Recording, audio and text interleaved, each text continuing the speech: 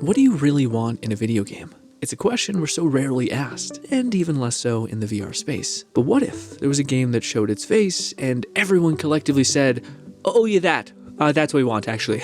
Yeah, this little old game is called Beyond Sandbox VR, a game that has quickly risen to being one of the most anticipated VR games of this year. One of the key factors is the beautiful communication done by the developer and whoever is running the YouTube channel in the form of shorts, updating us on tiny little updates on the game and features that they're planning on adding. And you might be asking, well, what about this game has got people so hyped? Well, it could be the buttery smooth hand physics that are on full display when you're, fiddling your gun, or maybe it's something as simple as being able to do a meg change with only one hand. Or if you're anything like me, it's the fabled promise that this game will be fully moddable. Ooh. I'm sure people are excited because all of the above, but I for one am hoping they're able to make good on that moddable promise, and maybe not take a whole year and some change to do it. If you seriously want a rundown on all the features this game has and why people are so excited for it, look no further than the YouTube channel. I'll link it below. Just watch a bunch of the shorts and you'll get it. So much of this game looks like what everyone has been wanting for so long, but haven't really known the words to express it. Especially PC VR people. With the adage of Quest and opening access to the greater community of VR participants, it has lowered the system requirements, the fidelity, the mechanics able to be implemented into said tiny form factor. So tiny details like hand physics, interacting with your gun model, or procedurally generating cutting, or being able to dynamically break a zombie's jaw, disabling him from biting you, or even breaking bones for that matter. Brutal, by the way. Needless to say, all of these tiny details and implementation of these features that we wanted for so long are finally back. And yes, I'm absolutely hyped along with all of you, but I'm also cautiously optimistic. That cautious part comes from the fact that we still really don't know what this game is or what the gameplay loop is. Like, what do we do in it? And if the title's anything to go off of, it's a sandbox game, maybe even just Beyond Sandbox, but still sandbox, right? And so many VR games are really fun playgrounds to play with and mess around in, but what else? It often feels like developers are like, make your own fun, without giving us any guidance on what we should do to make our own fun. I think that's why games like Bone Lab did something special, or even Blade and Sorcery, especially when they added dungeons and such. It gives you some sort of thing to implement all of the fantastic physics and features into said system. It's almost like a framework for players to have fun in, needing a little bit of guidance to kind of show you what is possible and push you in the right direction for what these features can really, really mean. And the one thing that I think a game that is already going to be moddable needs is good structure.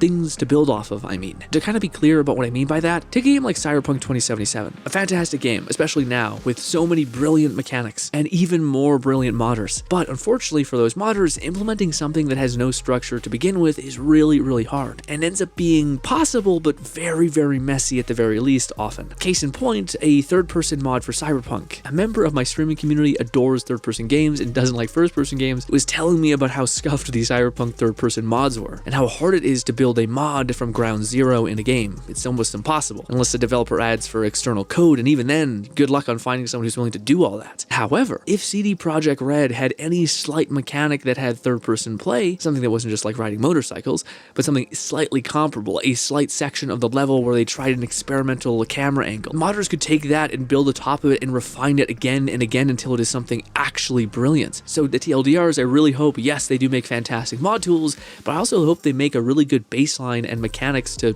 let modders build off of. Maybe it's a quest system, and maybe they actually show you a quick instance in which that can work, letting people see the scope and possibilities of what they could possibly create, building off of what you create, possibly. Since we're on the topic of structure already, as well as what the hell this game even is, what is the gameplay loop of this game? Is it just that we run around in a sandbox and kind of, spawn an enemy in and kill them, or hit a button and enemies will start dropping in and we kill them? And I feel like I might get old a little bit, but like, yeah. Do we have objectives, maybe even quests to achieve through a level? Do we even have levels? I know there's multiplayer, but what are we gonna do in multiplayer? Is it just kind of vibe with our friends and shoot some zombie heads on occasion? These are the questions I so dearly want the developers to answer. They mentioned kind of a horde mode, if I'm not mistaken, with zombies and all the like. Again, procedurally generated cutting, breaking jaws so they can't kill you, lopping off their arms, throwing them, all these fun things. But is it just kind of like Call of Duty Zombies or Arizona Sunshine kind of vibe, where derpy enemies are slowly hobbling towards you and you blow their head off? That's awesome until you're in hour 8, and it's still awesome, but less. Yeah. Or maybe the game supports something like level-to-level co-op experiences with friends, starting in one level, moving on to the next, having to do various different objectives while killing zombies as you complete them, culminating in you finally being able to escape the horrid apocalypse of zombies. Who knows? Is it something like that? That one sounds a little more fun to me. It's not just physics go brr. It's kind of like, hey, there's something for you to do with those physics. Another thing I'm slightly skeptical about, and that is the one thing that I've seen so few developers in general make a crack at when it comes to VR land. And you guys might know what I'm about to say. NPCs in VR. This is the one thing I'd be so curious to see. The developers are making so many strides within like physics, get jaw-breaking. The zombies look so real and they move in a really interesting way, at least their face. But I don't know how the pressure of the enemy is felt, and I wish they kind of showed us that. Take a game like Bone Lab, holy shit, are you fighting basically just like, it feels bad sometimes. You're fighting people who like have missing half of their brain. It's rough. But then there's other bad examples to me, which are like games that have enemies covered in armor so that there's no satisfaction in hitting them anymore. It's just hitting a garbage can. And it's meant to increase difficulty, but it really just reduces satisfaction and increases the amount of effort you have to put in, despite us playing VR, which is already 10x the effort you have to do by hitting a button. And again, I'm sorry to keep bringing this up, but I think it's an underrated game. It's called Crossfire Sierra Squadron, which had actually pretty good NPCs. There was like shielder NPCs with pistols that would push in on you. There were shotgunners that would fucking cleave your head in half. There were even these big brutes with sledgehammers that would start slowly walking you down. But, at least if you played on realistic mode, you could drop them in the head and knock them dead in a couple seconds, like really rewarding your accuracy and making you feel satisfied in that. Hell, even if they showed NPCs that actually have face tracking and their eyes don't look absolutely soulless while they look at you, that would be really cool to interact with someone in that way. But at least for right now, what they're doing with their destructible bodies and jaws and bones and slashes, let me tell you, Gore, we're the freaks amongst us, and I'm one of you. We're gonna be satisfied, but as far as the people who want to feel like we're improving, does that make sense? Possible we could be satisfied. It's also possible or not. We'll see. But again, all I want to know from the developers is how they are going to make these zombies, human beings, or gunners a threat. And honestly, how the gunners are even going to play. A lot of games that have really good melee enemies, such as zombies or such, have really, really bad gun enemies. And usually games that have really good gun enemies have really bad melee enemies. So it'd be really cool to see what that actually looks like when enemies are pushing in on you, trying to kill you, and how the developers are going to increase threat detection, or threat pressure, I should say. Again, a good example to me of this is Crossfire Sierra Squadron or Saints and Sinners. When you got to higher levels, they didn't just stop the satisfying head stab, they instead gave some of the zombies a broken helmet that had a very obvious gap in it that would require you to be accurate or switch hands with your knife if the hole in the helmet happened to be on the left or right side. Or you could kind of bend your arms and get all weird and hit it still, but alas. And yeah, just hearing what the developers think on how to make these kinds of things satisfying still and reward your effort in all these variables would be so interesting to just hear them talk about it for a while. Or maybe even in just a 30-second short, but alas. I'm a little old Canadian in the middle of nowhere. This is mostly just for you. But again, Beyond Sandbox, just please don't put armor on them. Please don't cover them in armor and just make me hit a fucking trash can for 20 years. Please, God. God, no! Please! And the last thing on this topic, sorry, I forgot to mention this. The one thing I've always wanted to see in a video game, and maybe it's way too hard to put in the game, but I love the idea of critical points. I don't know why more games haven't done this, but if you take a game like Destiny, it has various different mobs that have various different critical points. Hive have the headshot, but then there's some enemies that have their critical spot on their stomach, or maybe on their leg. I think this is brilliant and would reward accuracy not just in one repetitive pattern, but in wherever you're able to analyze your enemy, find its weak point, and then shoot.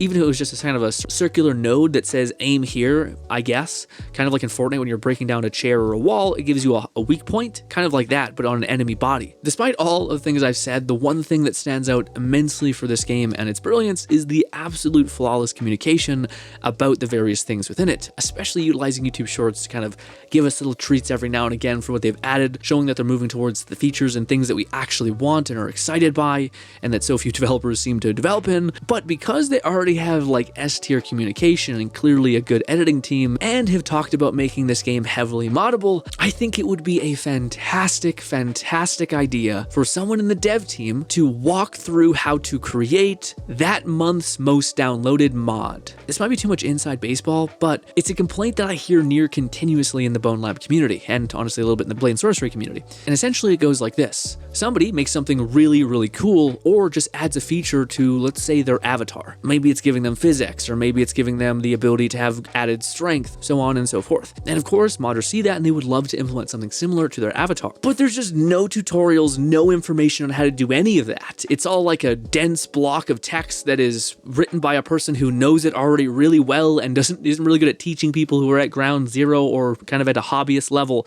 so on and so forth. So I think it would be fantastic and it would do so well, and it would be like medicine for the modding community. Even though they're so brilliant by themselves, I think it would be an extra step or an extra edge if every now and again, maybe not every month, but maybe it's every 4 months, a person breaks down like the features and the mechanics of this mod. Maybe it's the most downloaded mod of the last 5 weeks and it breaks down how this person did it and what tools they used. And if you wanted to replicate this, this is the parameters in which you'd have to do it by. And maybe you could even have an open discussion with your community and say, okay, well, if these are the kind of mods you guys are enjoying making and these are successful, maybe we could make a couple more tools that would make this easier or make something that would add to this.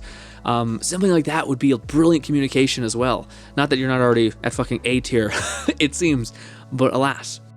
And that's pretty much it, ladies and gentlemen. Sorry for the ramble, but it was a ton of fun to talk about, and I'm really interested in this game. I think so many people are. And I'm really curious to see if the developers will ever answer these questions. I don't expect me to get an answer because I'm little old nobody in the middle of nowhere. But if it does plan on being co-op, maybe it's less about horde-based survival and more, maybe it's just about a bunch of fun mini games that the developers are going to make that you could do in co-op. Maybe like ping pong while you're killing zombies on the side. I don't know, something. But I would really like to know something about what this game actually is. One thing's for sure is it does seem like there's a lot of heart and soul behind this game. And I really, really hope more developers take this approach on sharing their features that they're adding every couple weeks or months. And also, it's a fantastic way, I think, to get feedback, knowing if you're going in the wrong direction or the right direction for somebody, even if that direction is something as silly as toe physics.